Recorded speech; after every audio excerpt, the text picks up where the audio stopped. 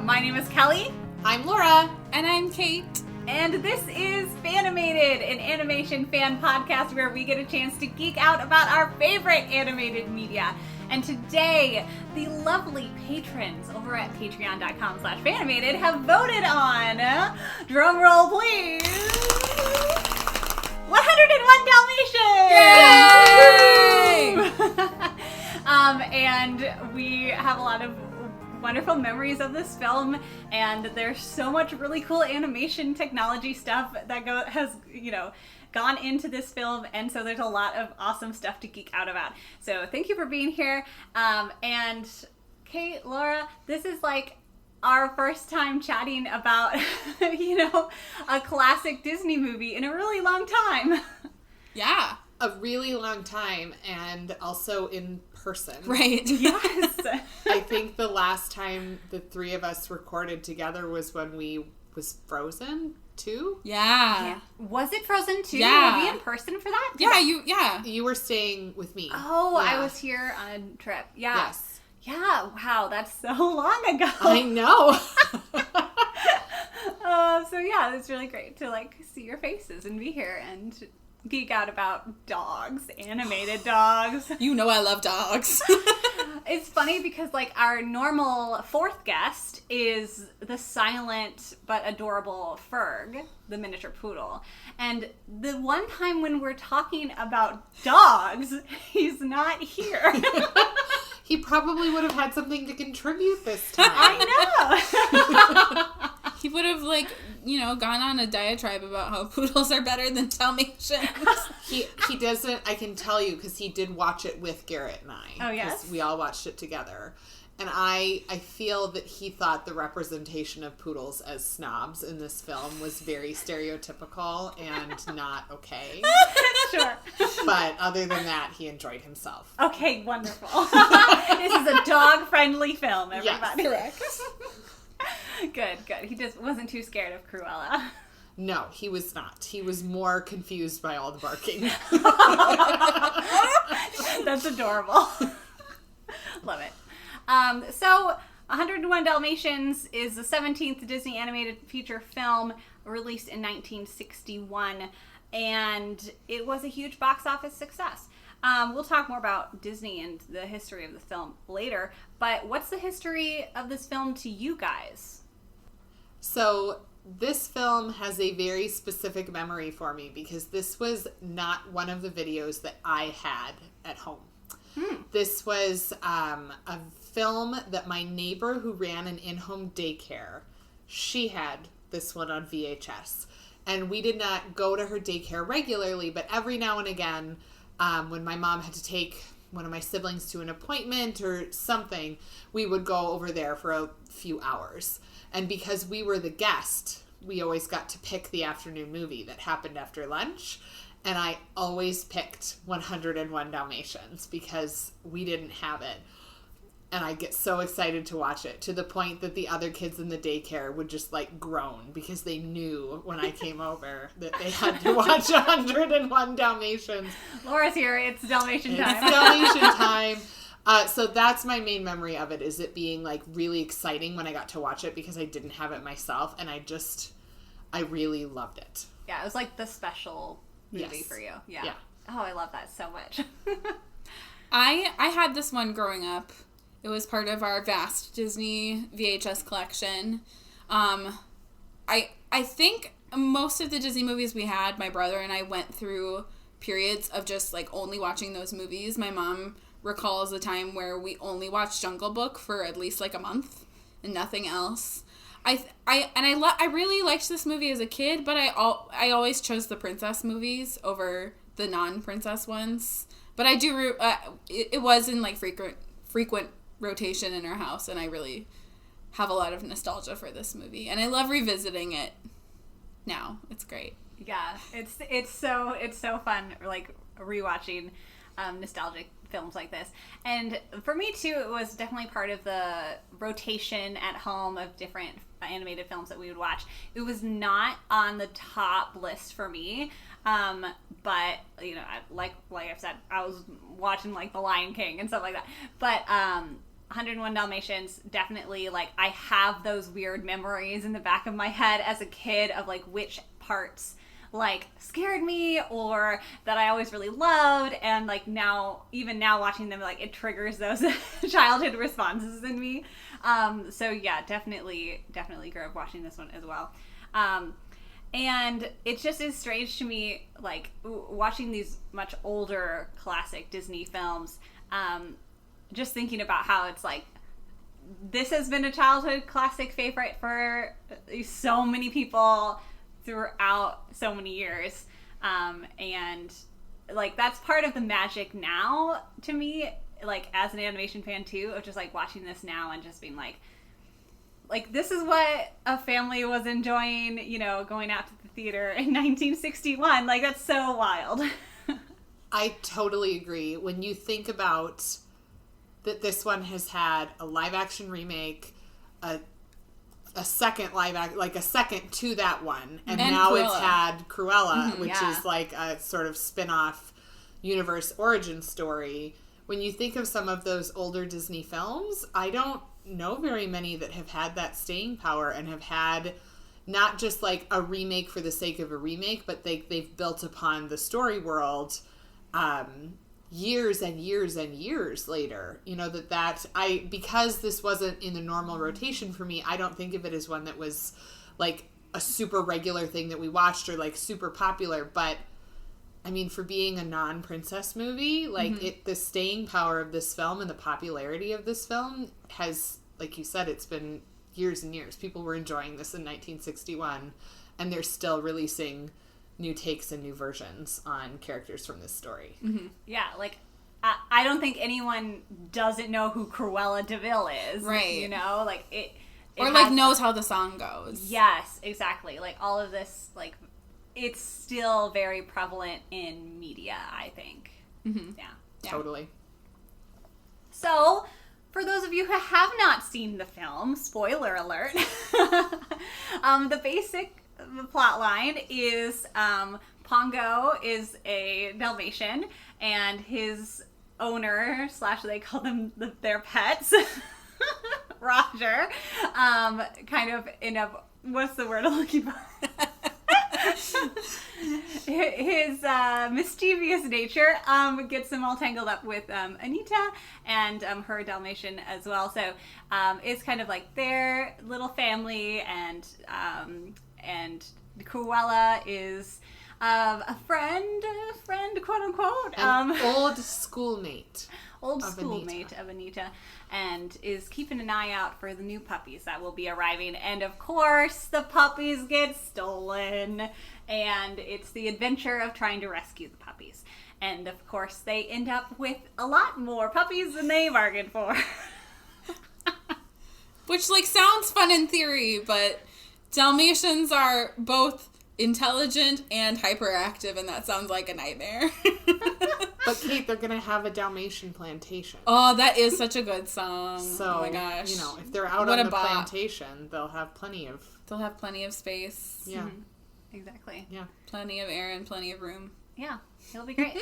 And hopefully they'll find lots of loving homes for all of the Dalmatians that, you know, people who don't want to turn them into coats. Right, they'll start a dog shelter. Isn't that what they do in the live action movie?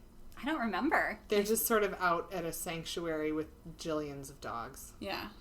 Yeah, they're going to keep all the dogs. I feel like some of the plot points in the animated film, I'm, like, mixing up with plot points from the live action film. I don't think they differ that much other than some character details. Yeah. Like, the relationship between Cruella and Anita, and Cruella has a lot more backstory in the live action ones. Because the relationship between the two of them in the animated movie is like is so much more incredibly vague than I remember it. It's like, are they friends? Did she like run into her on the street and be like, hey, what's new? Oh, I have dogs that are having puppies. Like, what is, they never really established outside of like her being an old school friend, in quotes. Yeah, it's a throw off a line that I forgot about until you just said it. So. Right. I have a feeling that people our age, because the live action version with Jeff Daniels came out when we were so little, I think that we probably kind of mixed and interpreted the storylines together. And so... Because I think in the live action film, she's her boss. Yes. Yeah. Yeah. So that was, like, in my brain, and then I rewatched it. I was like, wait, that's... What is this connection here outside of school friend? Right. I do love that scene, though, because I feel like that's, like, Roger, like, banging on the piano and being like, I'm making fun of you by singing this song as loud as I can. It's, like, typical husband. Yeah, can we just talk about Roger for a second? I love Roger.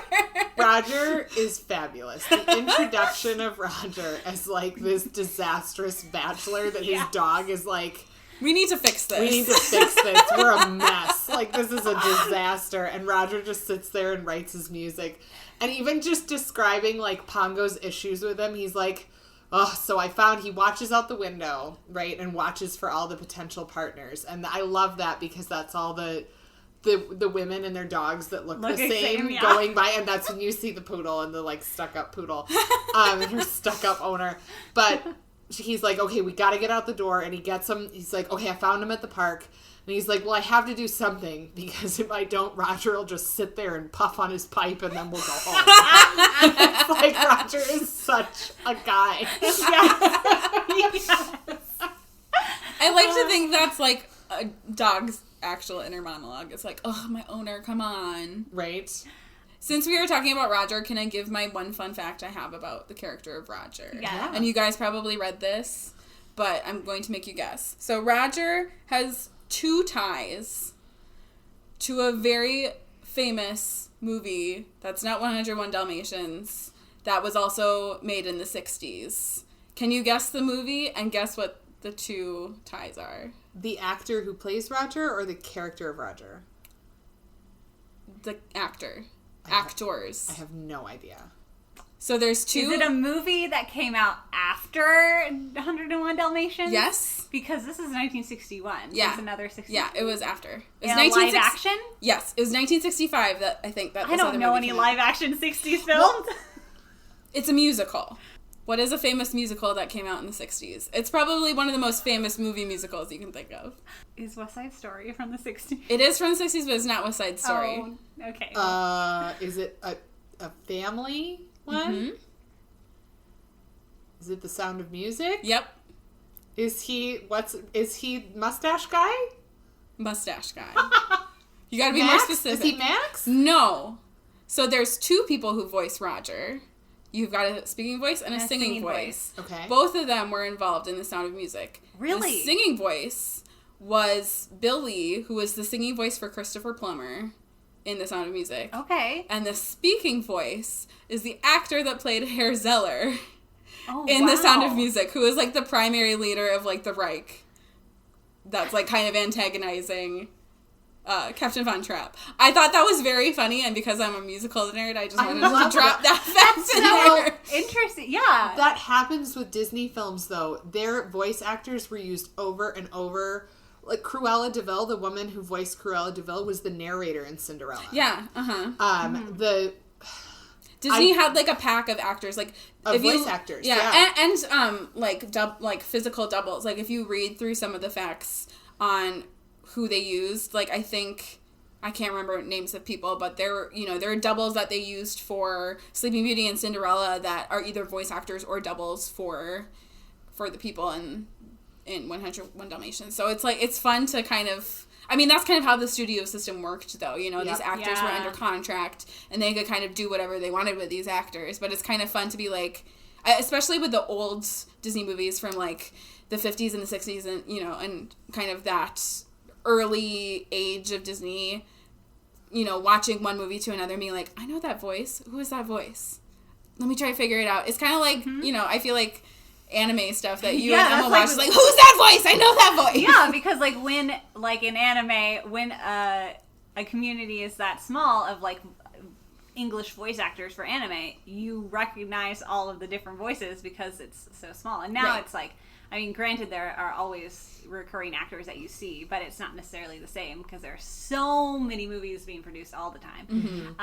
And so it's a little bigger. But But that's so cool. Thank you for sharing that. Yeah, fact. that was my one fun fact about this movie that I had.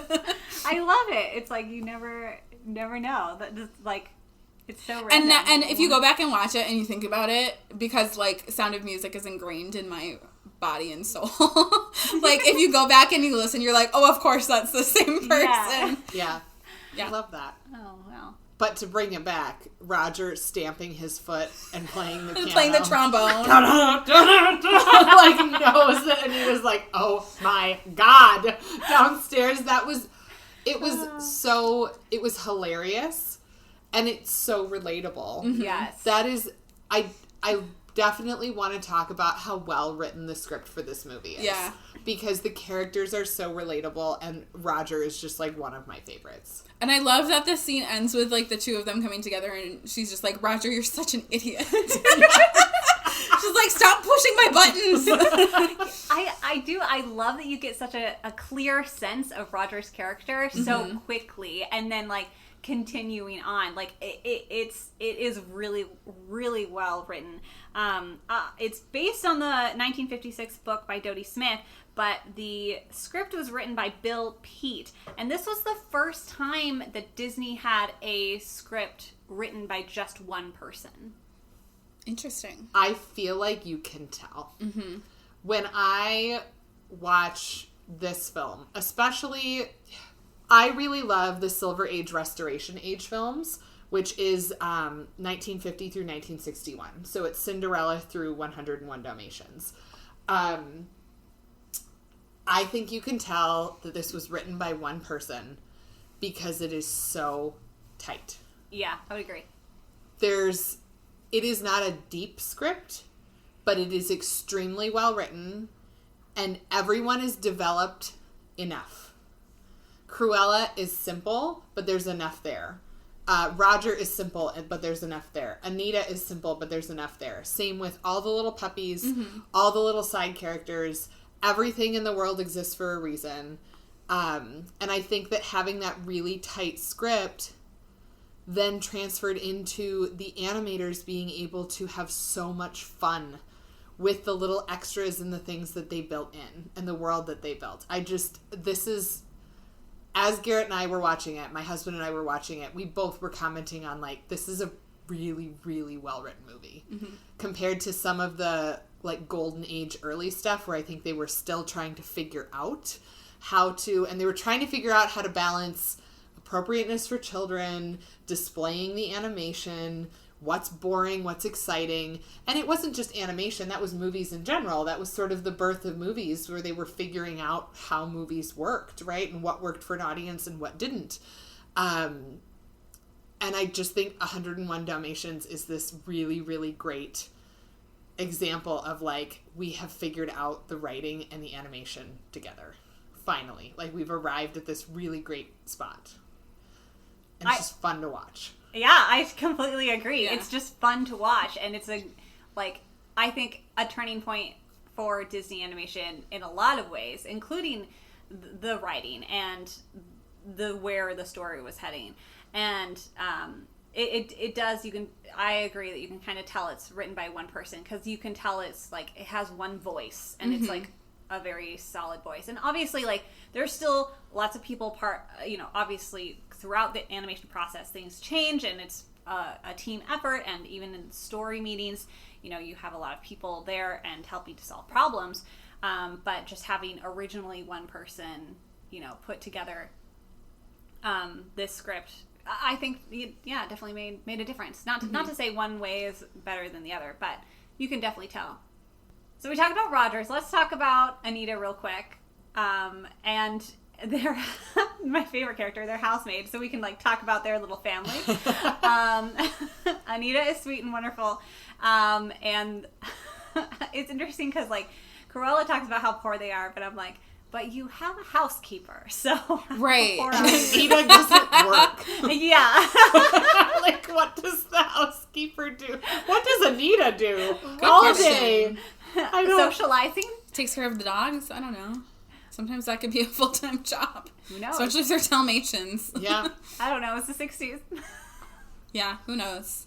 Yeah, I like I feel like we don't spend a lot of time with Anita in the movie per se, but I feel like even in the short scenes that they have, they establish her and Roger's relationship so nicely, and it's not just one note, you know. There's like, you know, the scene with Cruella, like, we have the kind of annoyance between the two of them, and then the scene when the puppies are born, and he kind of, like, you know, we're not sure if the one puppy is gonna live or not. Like, it kind of shows the dynamics between the two of them and their relationship in such little time. And, you know, like you said, like, it's just such a like, the characters are so well established within the story. It's so concise. I think we learn the most about Anita in her and Roger's meet cute in the beginning. Because she's at the park on the bench with her book, you know, reading with her very straight back.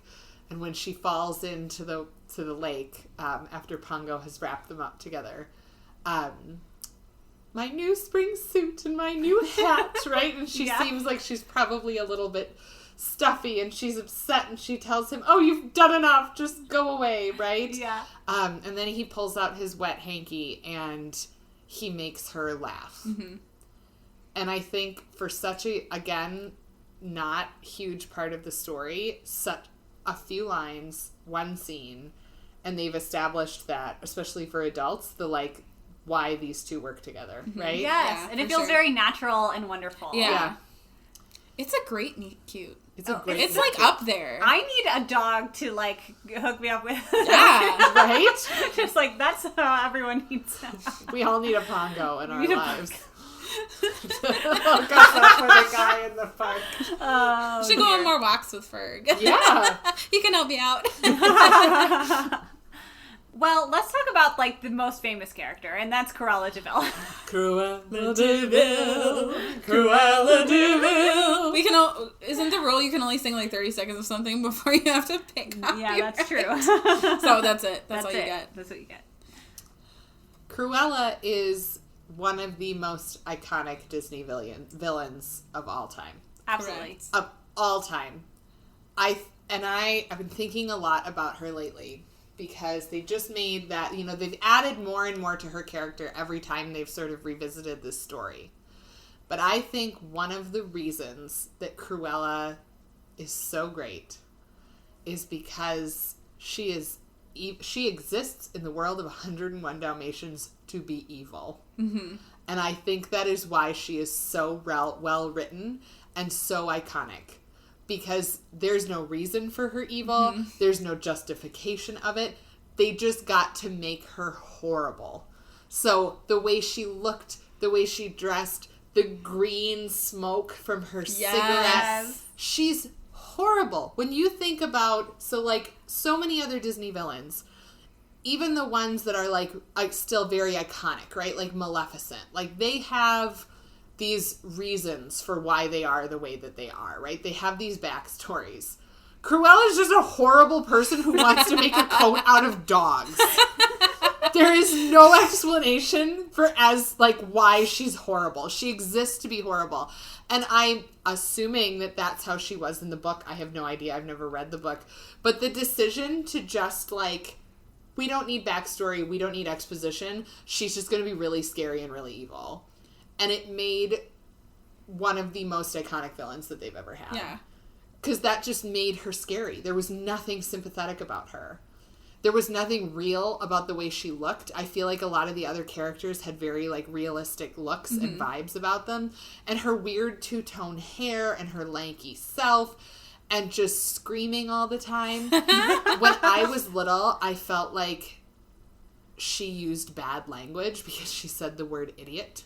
Right? She called people idiots. You're an idiot! And she yells at Horace and Jasper and calls them idiots.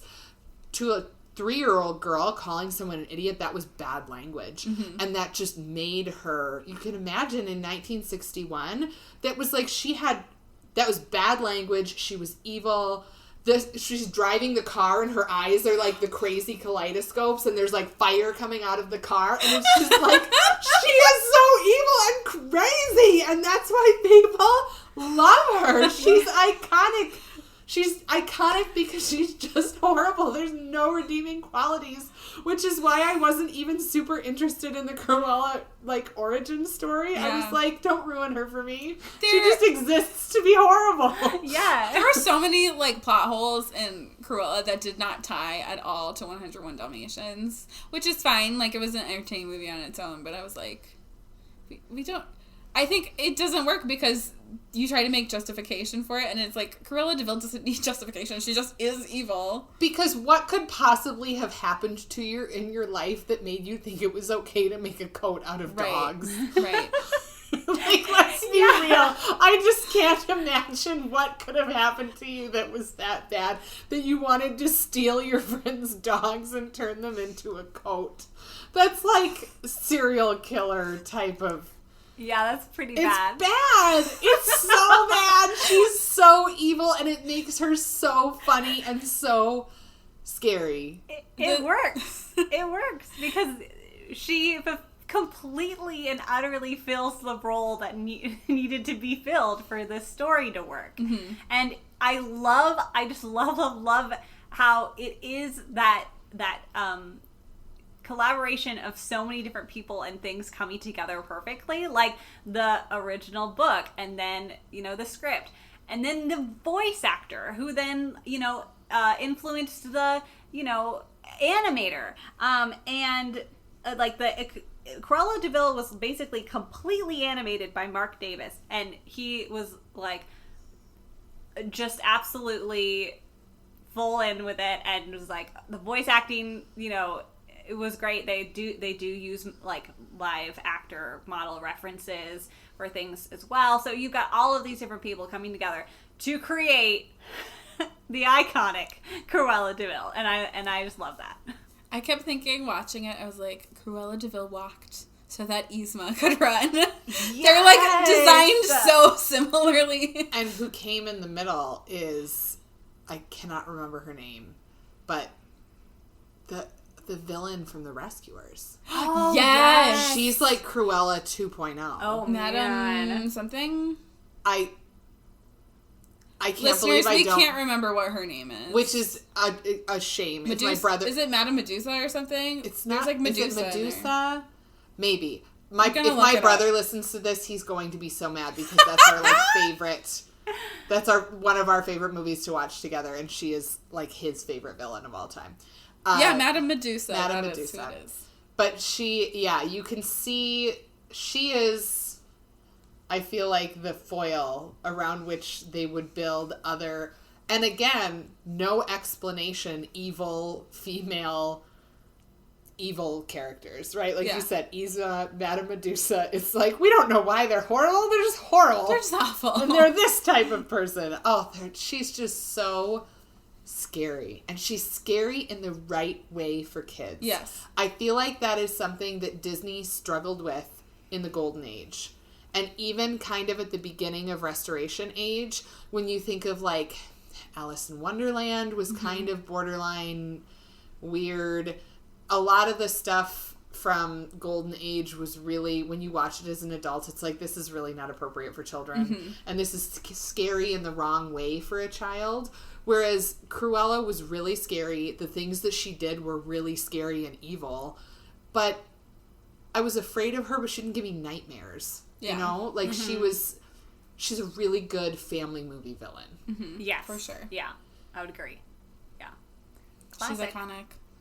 She's just so fabulous in her evilness. Yes. She just owns it. And you were talking about, like, you know, her outfit, right? Like, the character design even of just, like, this overly lavish giant fur coat and like the red underneath it, you know, because she's like Deville, the devil, you know, and the way she moves and everything about the design. Even just the moment where you see her silhouette in the doorway, you're just like, oh no, what is coming? Who is this person? And Roger's singing the song, right? Yeah. It's like that car pulls up and he's still and she walks up to the door. Oh my God, just the introduction of the character. Yes. You just know here comes the bad girl. Yeah. You know, she's going to be the evil person in this. Oh! So good. Everything about it. And that car. I don't know anything about cars, but that car is cool. Like, Cruella, like, this is a good, solid, wonderful movie. Cruella makes it what it is. Correct. Bumps it up to the next level. Like, without Cruella, it would not be the same at all. Right. No, it would not. It was she kind of carries it. Yeah. Mm-hmm. Yeah, She how boring gives would it- it be if it was just like Horace and Jasper who were the villains? She gives it urgency. She gives it, she keeps it moving. Like, she is the person that moves the storyline along. Fantastic. The character itself, the way she's used in the writing, is just phenomenal. So when I was a kid, I really liked all of the very different types of animals they have in this Yes. film. Yes, 100%. All the dogs. Yeah. All the dogs. All the different kinds of dogs, and there's like, the barking chain, and then there's all the, like, the goose and the horse and The cows. the cat. Oh my god. Sergeant Tibbs. Sergeant Tibbs has always been one of my favorite characters. When I was a little girl, I loved Sergeant Tibbs. I just think he's so funny. The way that he talks, like, he goes in and he finds and he shoves Rolly through the hole in the wall, and he does all the work, right? Yes. Like, he does it all, and when he goes past, when they go past the window, and what is it, like, is it the general or the major or whoever the sheepdog is? Mm-hmm. Yeah. And he's like, what's going on in there? And he's like, can't explain now, sir. Gotta go, sir. And like, being chased because they're trying to get killed. And he's just super, super calm. The little scene with the horse where he's got his ears and he's like, fire 1, fire 2. And he clicks the little ear and the horse's leg shoots out. Sergeant Tibbs is just hilarious. And he's hilarious in a way that doesn't, it probably helps that the main characters are talking animals, but he's the animal sidekick in a it doesn't cheapen or distract from the other characters. Like, he's really well written and he fits in really well with the story in a way that a lot of other, I think, sort of side characters can tend to distract in Disney films. He just flows really well. And even though he's a little bit more playful looking and a little less realistic than a lot of the other animals, it doesn't distract or feel out of place. And everything that he does, like, benefits the storyline. It isn't just for a gag. It's there as part of the story. I agree. Mm-hmm. Absolutely. Just such a memorable character. And, yeah, just such a way of, like, being such an integral part of the story without, like, detracting from anything else. Mm-hmm. And isn't like that, loud, distracting side character that can happen sometimes. Yes. Yeah. Any other animal friends that are your favorite? Isn't there some characters from Lady and the Tramp that make an appearance? There are many characters from Lady and the Tramp. So this one came out, 101 Dalmatians came out in 1961, and Lady and the Tramp came out in 1955, so 6 years earlier, and they used a lot of the same characters. Garrett and I were pointing them all out when we watched it together. So Lady and the Tramp are both in this movie. I didn't see them. They're during the Twilight Bark, which is my favorite sequence of the entire. I love the Twilight Bark. I love the Twilight Bark. So Lady and Tramp are both in silhouette at the sort of end of the London scene. Two of the dogs from the pound, so the Peggy Lee dog and the bulldog, are in the pet shop window, and they extend it, and then also Scotty is in it. Yep. Mm-hmm. And then all the other little additional dogs in that chain.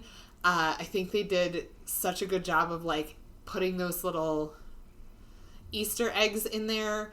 I feel also, like, good for you, Disney, for, like, world building, because it was like, it's London and here's all these other dogs that you're used to seeing, and know, I just thought that was really cool. I love the personality of the dogs.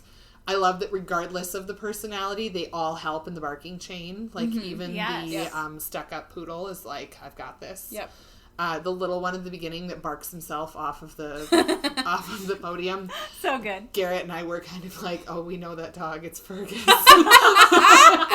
When he's like jumping at the Great Dane's face and he's like, what's the news? What's the word? What do we got? What do we got? I'll send the news. I was like, oh my god, it's my dog. Well, and the other cool thing about that sequence, kind of tying into what you were saying with talking about Sergeant Tibbs, is that, like, it establishes that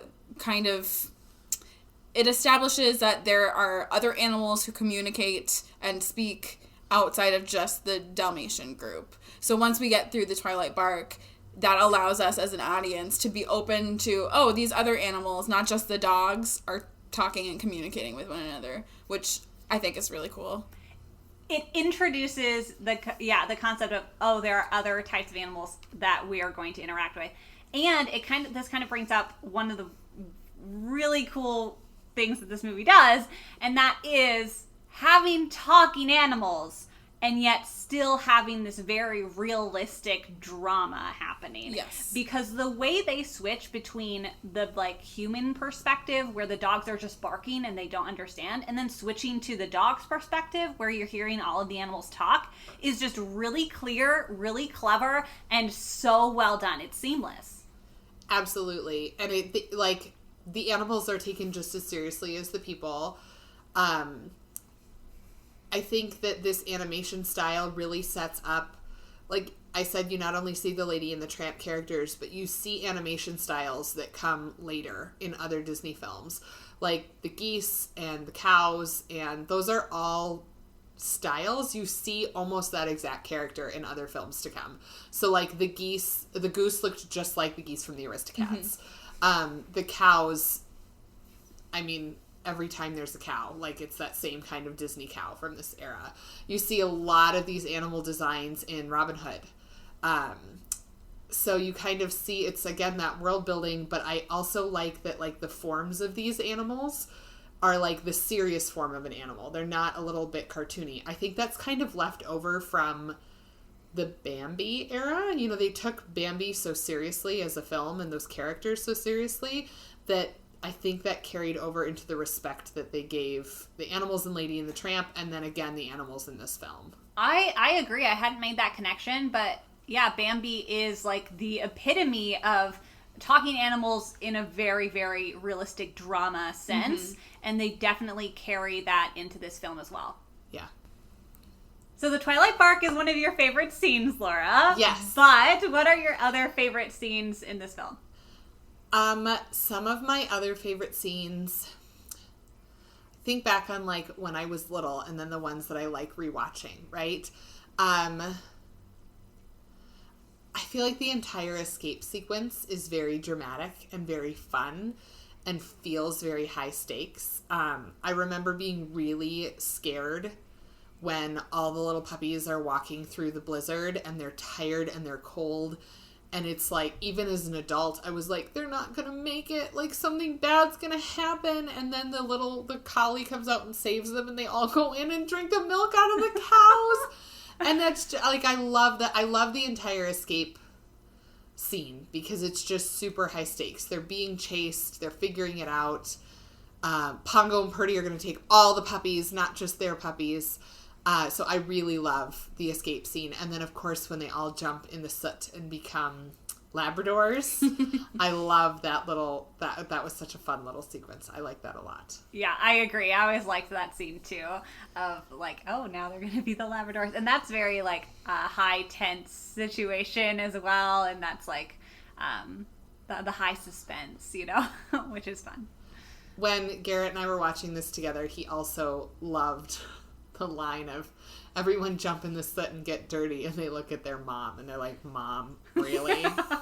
And she's like, do what your dad says. And they're like, whoa! Jump in the soot. Garrett was laughing so hard. He was like, again, just like in a tiny little scene, that family dynamic relationship that's so relatable. Yes. And in the middle of a very high stakes moment, they brought that little bit of such relatable humor into, like, the relationship between Pongo and Purdy and the relationship with their kids. It was just so cute. I loved that. Yeah. Yeah, I love the Twilight Bark. That's just such a great sequence. I love the introduction of Cruella. That's one of my favorite bits. I don't really remember being particularly scared of Cruella as a kid, rewatching, I love the sequence where she crashes her car when she just looks like a total psychopath. There's something just, I don't know if it's about if it's the way that it's animated, I just find it so funny, and it's like scary in the right way. And then I think I remember really loving just the kind of finale sequence as a kid where they're, brushing off the puppies and they're counting them all. Yes. And then they start singing about having a Dalmatian plantation. There's something about that ending that is just such a... I feel like in a way this movie is just such a roller coaster of like... And I think they build the tension really well of, are they going to make it? Are they not? So once they finally get home and it's not just the 15 puppies, but it's 101 Dalmatians. And just like, there's so much joy. I love the nanny. She's so cute. Just like counting them all one by one. I think that finale sequence is probably my favorite. What's so great about the finale sequence is they're building it up. And then they are... throughout this entire film, then they start counting all the puppies, and this big, huge thing, right, and brushing them all off, and then they eventually get to the number, they get to the title, and it's like, 101 Dalmatians, and it just, like, is that satisfying click at the end that is just so, like, satisfying. It's like that little button hit of, it's 101 Dalmatians. Here we are, we made it. Yeah, it's great. That. I love the, there's a slight happily ever after, but it is not the, like, classic Disney, you married a prince, and now it's happily ever after in the kingdom. It's kind of like, 101 Dalmatians, we'll keep them all. We'll have a Dalmatian plantation. The end! It's like, wow! That was a fun little adventure, and now it's over. That was fun. Yeah. Yeah, I love that. Yeah, and, thinking about it that way, this is actually like a film that's, starts out with couples getting together, and it's about a family after that, which is very sweet and different. I definitely, if we could talk about that for a second, I think that is something that this film did really, really well, and a lot of the films from this era sort of married the romance story and the non-romance kind of literature story together really well, and I don't know that they ever got back to it. I feel like it's very unique to this era of Disney, because Golden Age Disney was like either princess or it was like creepy literature that was kind of inappropriate for children. So it's either Snow White and the Seven Dwarfs, which is like weird side story of dwarves and romance. And then you think of Bambi is awful and terrifying and children shouldn't watch it. Dumbo just shouldn't exist. Pinocchio is horrifying. Terrifying. No romance whatsoever. No families, no relation, other than maybe a tragic mother-child disaster. And then you get into this era, and you've got, Cinderella and Sleeping Beauty are their princess films, but out of the 6 films of this era, you've got Alice in Wonderland, Peter Pan, Sleeping Beauty, Lady and the Tramp, and 101 Dalmatians. And Lady and the Tramp is kind of a romance story, but it's not, I don't think any little girl grew up wanting to be a dog. wanting to find a tramp. And so I just think I like the way that the family dynamic and the relationship is tied into these stories, but knowing that these were family stories that were marketed towards children, I found it really refreshing that it wasn't this adult because romance is an adult theme. We introduce it to kids, but romance and kissing and finding your prince and getting married, the adults do that. And we introduce it to kids as this ideal. But you think of these other adventure stories that teach kids so much, right? There's a lot to be learned in 101 Dalmatians about working together, about having a community, about trusting your family, about trusting your partner, that isn't just we met once and now we kissed and we're married and life will be great, right? And I don't know that they ever really got back to that. A lot of our 70s stuff didn't have any sort of romance details at all. And then we sort of re-entered, even though they had more depth, we kind of re-entered the romance is the main storyline. And I just think 101 Dalmatians is such a phenomenal example of what I think is like a really appropriate family storyline that ties the importance of family and relationships and all of that into a really engaging, fun story. I would agree. And looking at it, comparing 101 Dalmatians at least to the things that came before it, it's the difference of like, really looking at relationship and, portraying relationship well versus the just like pining after someone without any actual substance or context.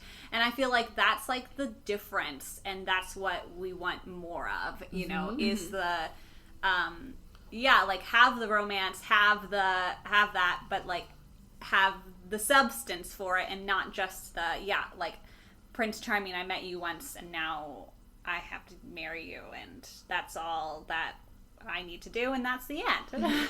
And you said it perfectly, Kelly. This focus is on the relationship afterwards, not just the like romance and getting married. And that's pretty radical for when you think of when this came out, or even when because it's the storyline follows the book very closely, that it's like Pongo doesn't just want Roger to fall in love. He thinks Roger needs a partner. Mm-hmm. And then he needs a partner. And the entire rest of the story is Pongo and Purdy working together for their family, right? Yeah. And it's kind of told from the perspective of Pongo. He's kind of the narrator, but they do it together, right? They go and they get their kids together and they take care of them together and they're partners. And I think that that's such a unique take on, well, there will be a romance, there will be a relationship, but it's so real. It's what, people see in their everyday lives. I just think that it's really special and really unique to this movie. Mm-hmm. It's so sweet, and I'm so happy about it. So that's kind of like our take on 101 Dalmatians, what we get out of it and why we love it. I kind of mentioned earlier, 101 Dalmatians was a very, very important film for Disney history as a whole. So kind of just looking back on that history, Disney's just coming out of the actual, failure of Sleeping Beauty. It was a tremendous expense and did not do well in the box office at all. Even though, from our perspective, I look at Sleeping Beauty and it's one of my favorite classic Disney films. It's gorgeous. It's a technical wonder. But it did not do well in theaters. And so here is Walt Disney considering cutting the animation department of Walt Disney Studios. They were focusing much more on live action films, the new park, their focus was not on animation, and they were able to churn out live action films so much faster and on such a smaller budget that they didn't want to put all of their money sitting in an animation film that's going to take years and years and might not even be fruitful for them. I just think it's so funny that I feel like whenever most people think about Disney movies, we think about the animated side of things. And the animation department, the amount of times that it was on the verge of shutting down is just so funny to me. And it's just so resilient. Good job, animators. You keep making your art. Honestly, it is Ken Anderson and everyone else who worked on this film that kept the animation studio alive at this time. And obviously, Walt Disney, had sentiment for it, but also he wasn't really focused on the animation department at all. In this film, he was part of the, story meetings, but that was kind of it. He honestly, let go of a lot of control and was just sure, figure it out. And I'm going to go to whatever else he was doing. And granted, this was nearing the end of his life anyway, but you know, the animation department is what Disney was built upon, and so it's like, okay, we're gonna try this movie. And Walt Disney was really interested in getting the rights for this book, and they were like, okay, great, here we go. Let's see how it goes. And so one of the ways they had to combat, you know, having a smaller budget was, like, one thing they were able to do was this technology using a xerographic machine, or Xerox, and it's basically a glorified photocopier that would take the animation pages that the animators would draw on and transfer them directly onto the animation cell. And that's kind of like what they put all of the frames together, and that's the movie. Traditionally, before this, they would take the drawings that the animators did, and they would have the special, like, ink and paint department of Walt Disney Animations, and they would basically trace over the animator's work onto the cell. And that was very, very time-consuming, painstaking work.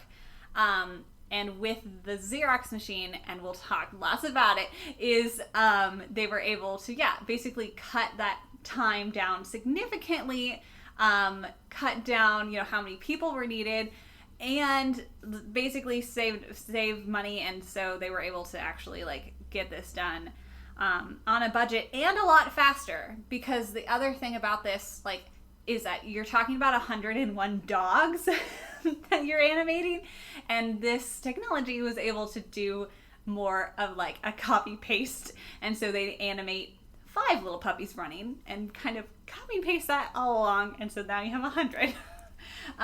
So that's kind of one of the ways they were able to make this film even happen in 1961. Amazing. It's just amazing. I was super interested when I was looking up facts, and it was like, this is the first time they used Xerox technology. They did use it briefly in Sleeping Beauty, but only for a scene because they wanted to, like, test it out. And then this was, like, the first full-length feature film that they used Xerox for. Yeah. Do you know what scene it was in Sleeping Beauty? It was one of the crowd scenes, like all of the people going into the castle at the beginning, I think. Oh, okay. Because that's one that would have taken a very, very long time, hand drawing every single person, you know. Right. And they were able to it turned out pretty good. So they were like, okay, let's. Yeah, that opening sequence is really cool. Keep going, yeah. keep using it. One of the things that I thought was really interesting about this was that 101 Dalmatians has what people have described as more of a hand-sketched look to it, and that was a result of using the Xerox technology, that the copying gave it that sort of look.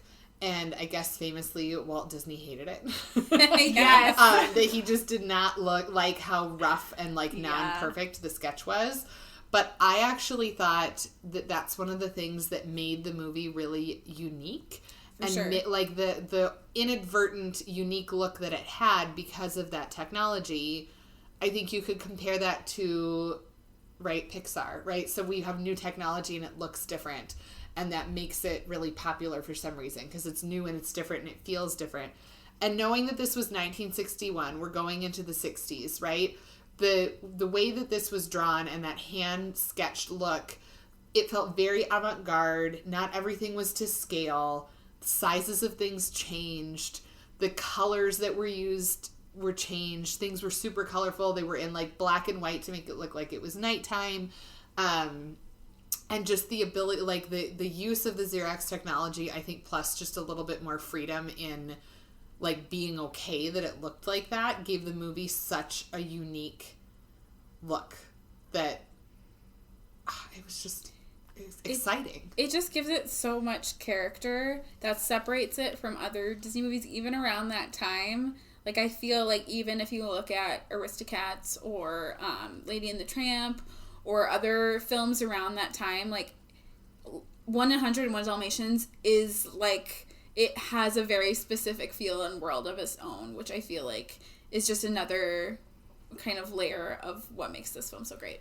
And part of that character, like the character of this film, to me, is the backgrounds. That's one of my absolute, like, highest notes I can have on this film is the backgrounds are stunning. And, like, the line work of them, and then, yeah, the very vibrant, crazy colors for this film. It's just gorgeous, and it's one of my favorite aspects of this film. I think that what I like so much about it is it's a really unique mixture of realism, because they wanted things to look real, and super artistic interpretations because they liked it. Right? Mm-hmm. So the backgrounds are wonky and funny, and the houses are weird sizes, and, you know, things don't make sense. Roger's little studio with all the different instruments hanging all over the place, and just the scale of things is all over the place. But the dogs are super realistic. Like, the way that they move, and they learned a lot of that when they were making Lady and the Tramp and building on, you know, other animal-based films. But the dogs and the characters, like, the dog characters were so real.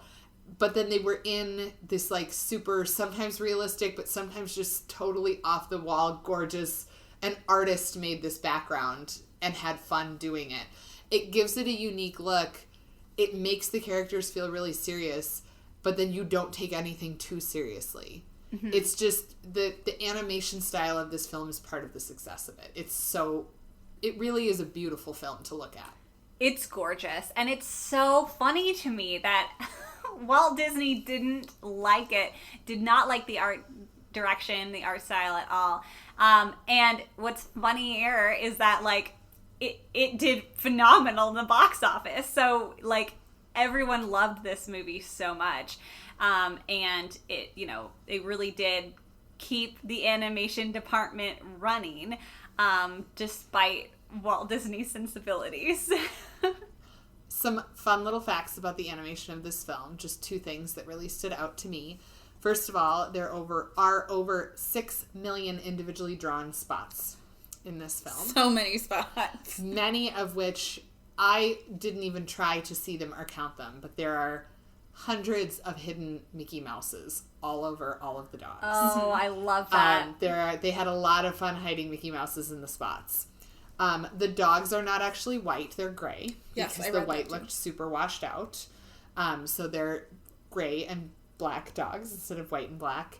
And because of the amount of characters and how intricate the backgrounds were, and I think now that you've told me about the fact that the Xerox is the copy-paste and there was less ink and paint department, even though they didn't have ink and paint tracing them, they still used over 800 gallons of paint to animate this movie.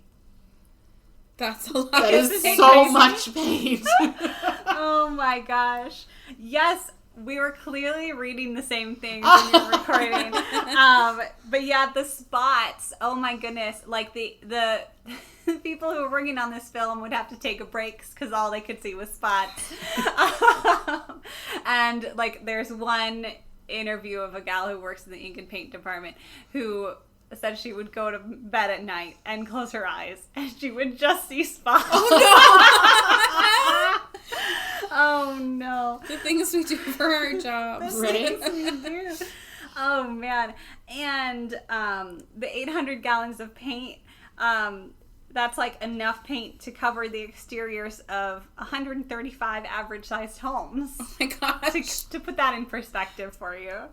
Oh dear. And that was using Xerox technology where not everything had to be repainted every time they copied it, right? Well, is Xerox black and white? So that's the next thing. Yeah, is Xerox can only use one color. So actually, really, this technology at the time did not eliminate the painting department and didn't completely eliminate the inking either. But mostly it was for the inking. So it was to have the line work basically of the character, and it could copy and paste that. It could kind of do some different small adjustments to that image, But the coloring was all still done by hand, from my understanding. Mm-hmm. That makes the amount of paint make more sense. Yes. And we are talking about 113,000 plus frames of animation, so you can see where all that paint is going. It's a lot of paint. It's so much. So more things about the Xerox camera. It spanned 3 different small rooms, and it would take 5 people to run artwork through the entire process. What's interesting is, and I highly recommend the book Ink and Paint, The Women of Walt Disney's Animation by Mindy Johnson, if you're interested in Disney history or animation at all, which I'm assuming you are if you're listening to this podcast. But that's where I've gotten a lot of information. And they're talking about how, like, this ink and paint department is majority women. And it was kind of, for a long time, the only place for women in the animation industry. And so from the perspective of these inkers, here comes, just like nowadays we see this all the time with jobs, a piece of technology is taking the place of your job. And one really lovely thing they did at Disney is they didn't fire anyone. Some of these inkers, as they're called, did leave because they're like, well, I want to be able to use my skills, which is the unfortunate part of this, is like, a machine, you're going to learn how to use this machine rather than maybe use your very honed specific skills that you have. But it really did kind of start eliminating the need for inkers. And but all the inkers were able to work in other areas of production or with the Xerox machine itself. For like a little bit of understanding of how fast they were able to get through this work that used to be hand done. With a trained crew, the Xerox machine could produce 1,000 cells a day instead of the 50 that could be produced by an inker. That's amazing. That is insane. So like on the very, very high end top day, 1,000. And because of this, and I'm sure other things, but mainly because of the Xerox machine, 101 Dalmatians was made in half the time and half the staff of Sleeping Beauty. Wow. Which is crazy. So like I said, Xerox only works with one color, so there were still inkers doing like the lips and eyes and other colored lines. And then it would go on with painting, and it's still hand painted at that time. So that was kind of the general process for those thousands and thousands of cells. It's amazing. It's crazy. And one more piece just about the women in this film. Background artist Thelma Whitmer was the sole woman on the production side, noted in the credits. And you might say, oh no, just one person. But this film was just another step forward into bringing a lot of women into production outside of the ink and paint department. And there were quite a few women working in layouts and working alongside men in the layout department. So, it just, one step closer. Yeah. It's 1961. That's amazing. Welcome to the 60s. Here we go. Yeah. Exactly. So, and of course, now at Disney, you've got, Jennifer Lee, the head of everything. So, it's just really cool to see the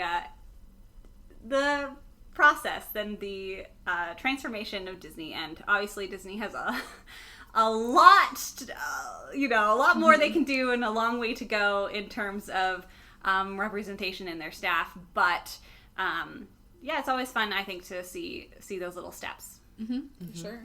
One thing that I wanted to note about something that I felt was very different. I did not do tons of research, so I do not know like if this is the first time this occurred, but I noted it.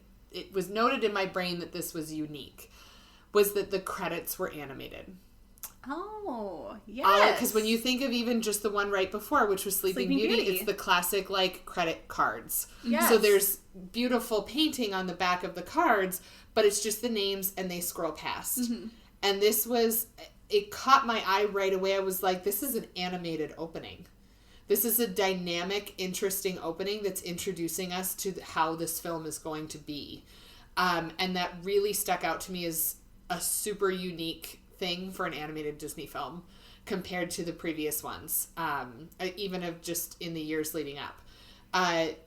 It also, like, part of that, it was not only animated, but the score of this was so different. It has this kind of jazz score. I love the score. So between the score and the fact that there was animation in the credits, I think just kicked off this, like, this is going to be a little bit different than some of the other movies that we've seen and how it's animated and the way that they play with the animation. I thought that like immediately it was like, this is different than what we've seen before. This is cool. Yes, and I've never actually made that connection. And I think that's true. Yeah, I don't in my memory at least, I can't think of any predecessor of this film having an animated credits sequence, and that's a big step, you know. That's something completely new and different, and at the time I'm sure it was just one more thing to add to the pile of this is fresh and new.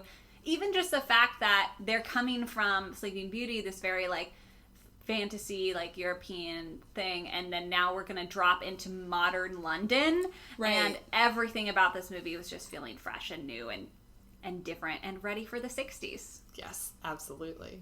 Yeah, it feels very modern compared to Disney films of the past before that. I think especially with I really love the score in this film. I think the music is, I mean, everyone knows Cruella Deville, but I think the rest of the music within the film is just, it's kind of underrated, you know, compared to some of the other films that have songs of kind of similar regard as Cruella Deville. But it sets the tone apart from so many of its predecessors, and I feel like it definitely is like, this is the 60s and we are here and we are going to, you know, kind of try to keep up with the times. And yeah, I think I love it. It's so cool. I mean, it's tied right into the fact that Roger is a songwriter, right? Yeah. That's his job. And that he writes Cruella Deville and plays it on the piano, and he's this, like, messy, and the whole score kind of feels like Roger and Pongo, right? Mm-hmm. Yes. It's very, very jazz-based. There's lots of kind of the classical elements that are behind, like, the car chase scene and that build suspense in the background, but, you know, a lot of this, it felt the music felt very, very modern. Yeah. You know, and the even just the voices singing, there's only a few songs. It was supposed to be a much more musical movie than it was, and they ended up getting rid of several of the songs and just going kind of with the story, which I think, based on how we feel about how tight the script is, was definitely the correct choice. Yeah. The right call for sure. But it's super jazzy. It's super fun. The vocalists aren't like, when you think of Sleeping Beauty and like the classical tenor Prince Philip and the like beautiful super high soprano Sleeping Beauty, this is just like, everything about this felt more pop culture-y. Mm-hmm, for sure. And that it fit more, and no wonder it was so much more successful than Sleeping Beauty, even though we loved Sleeping Beauty at the time that these movies were released. I mean, we're talking about Elvis, right? We're talking about the type of music and entertainment that people liked, and it wasn't those super trained vocalists in classical music or big band music anymore. It was rock and roll. And so to kind of marry that, they used this fun jazzy score and these more modern vocalists, and it just made it feel really, really fresh and cool. So that's 101 Dalmatians.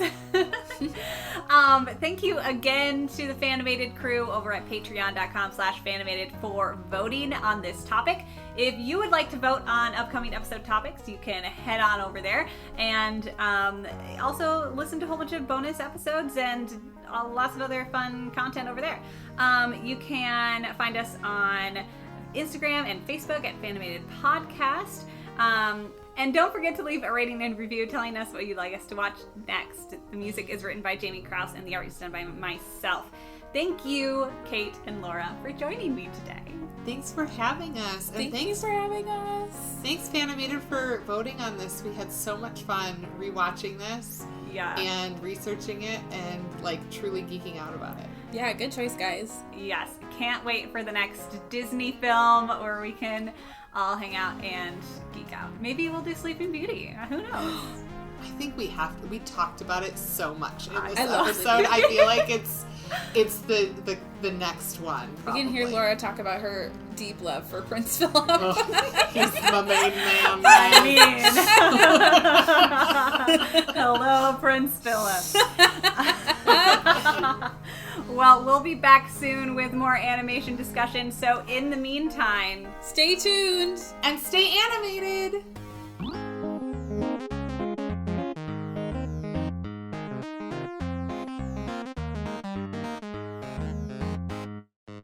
if you are that little girl or little boy who wants to be a dog and find your tramp, that's also fine.